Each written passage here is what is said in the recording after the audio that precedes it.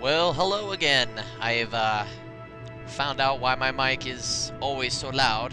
Mic boost was turned on randomly from one of many of Windows quirky updates. So I'm back, and my last video on Kerbal Space Program, you saw that I made a big wheel rover to show to Kurt J-Mac just what you can do with those big wheels. And you know, everyone thought, well, oh, you know, you can only keep it on the ground. So I did something about that. I even made a backup quick save because I wasn't sure I was gonna pull it off.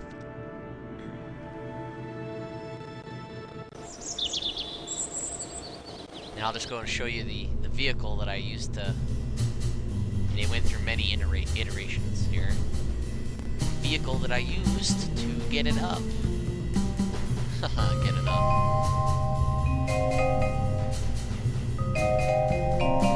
It is a almost direct clone of Kurt J-Mac's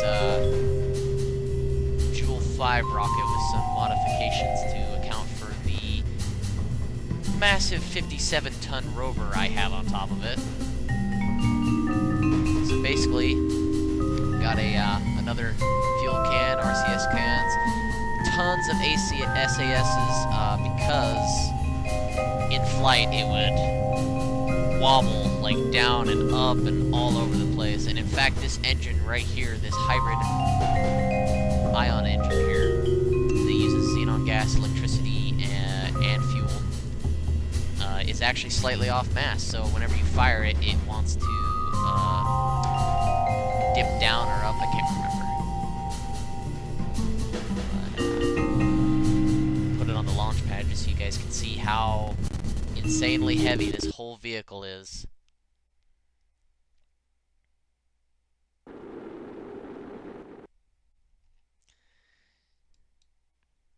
And yes, I do use MechJeb because sometimes for these things you have to use all the tools that you can. There is so much wobbliness in this that there is no way you can get a standard just keyboard usage flying by the seat of your pants like Kurt does to get this thing up because it's so ungainly. But here's the vessel information. My final total was 473 tons. Yeah. But with that ion engine, you get a really decent impulse and fuel economy. So, without further ado, I will abort this flight and show you guys exactly what I did with this.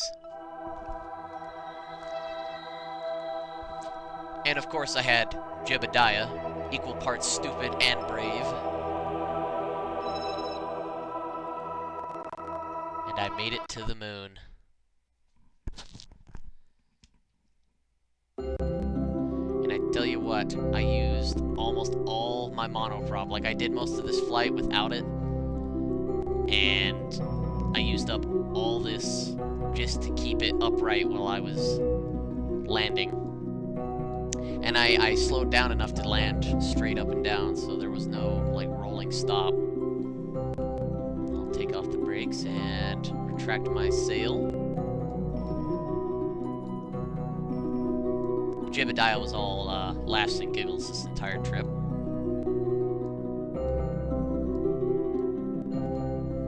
Since it is the moon, I don't get too much traction, so it takes a little while to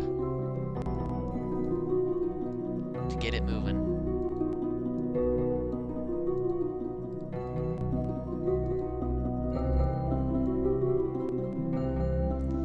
But it does move. I've got a hitchhiker can right here. I've got a lander, a miniature lander can just right here. Because the only way to get up here is to RCS pack yourself up as a Kerbal and get into it. And if you run out of RCS, you can activate this ladder. As soon as I stop this thing, you can activate the ladder, climb up into that can, get in there, and have your RCS already refilled. And you just hop out and climb up here. So this vehicle, this roving moon base, has capability for 4 Kerbals here. in the hitchhiker can, and another 2 in the cockpit and the lander can on the back that is actually detachable. I can leave that. I won't be able to pick it up, but I can leave it somewhere.